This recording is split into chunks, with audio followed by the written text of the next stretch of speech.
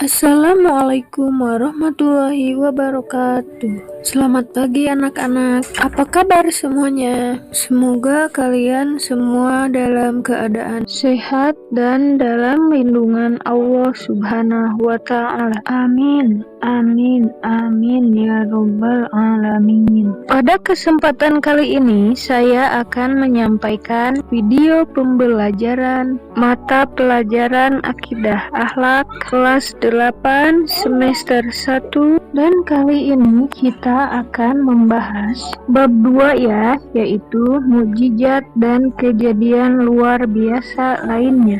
Baiklah, sebelum pembelajaran dimulai, marilah kita membaca basmalah terlebih dahulu. Bismillahirrohmanirrohim.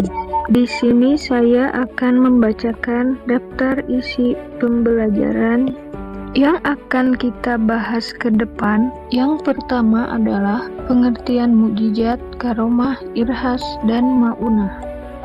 Yang kedua, dalil nakli dan contoh kebenaran mukjizat, karomah, irhas, dan maunah.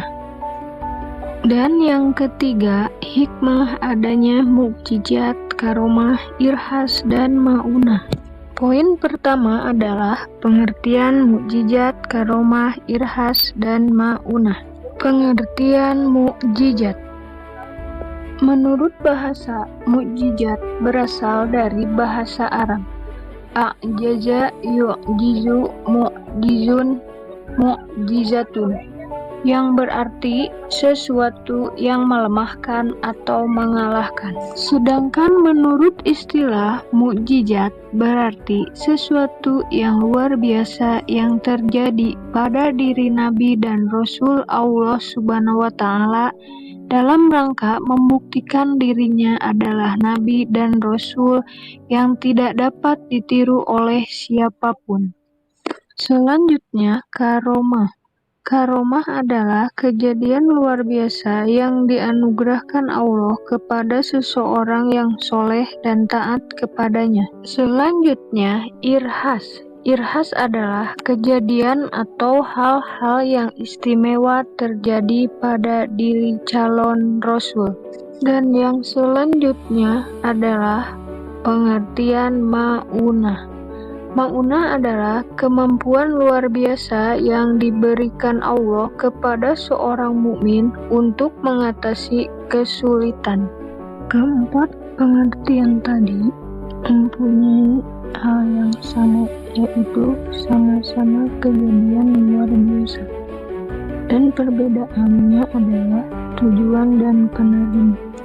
Mukjizat diberikan Allah kepada para nabi dan rasul. Karomah diberikan Allah kepada hamba-Nya yang soleh dan taat. Irhas diberikan Allah kepada calon nabi atau rasul, dan maunah diberikan Allah kepada orang mukmin ketika mengalami kesulitan. Baik anak-anak, mari kita lanjutkan ke poin yang kedua, yaitu tentang dalil nakli dan contoh kebenaran mukjizat, karomah, irhas, dan maunah. Dalil nakli dan contoh kebenaran mukjizat. Salah satunya yang terjadi pada Nabi Ibrahim alaihissalam, yaitu selamat dari api yang menyala-nyala. Hal ini dijelaskan dalam firman Allah Subhanahu wa taala surat Ibrahim surat ke-14 ayat 69, yaitu A'udzubillahi minasyaitonirrajim. Qulna ya naru kuni bardaw wa salaman ala Ibrahim, yang artinya kami berfirman, hai api, menjadi dinginlah dan menjadi keselamatan bagi Ibrahim. Selanjutnya, dalil nakli dan contoh kebenaran karomah. Salah satu contohnya adalah karomah yang terjadi pada Ashabul Kahfi atau para penghuni gua.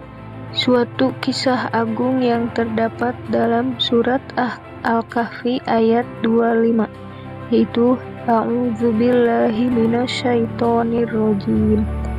walabithu fi kahfihim salasami'ati sinina wazdadu tis'a, yang artinya, dan mereka tinggal dalam gua mereka 300 tahun dan ditambah 9 tahun lagi. Selanjutnya, contoh irhas, yaitu bayi Ismail yang menendang tanah sehingga mengeluarkan air zam-zam. Selanjutnya, dalil yang menunjukkan ma'unah Allah Subhanahu wa Ta'ala.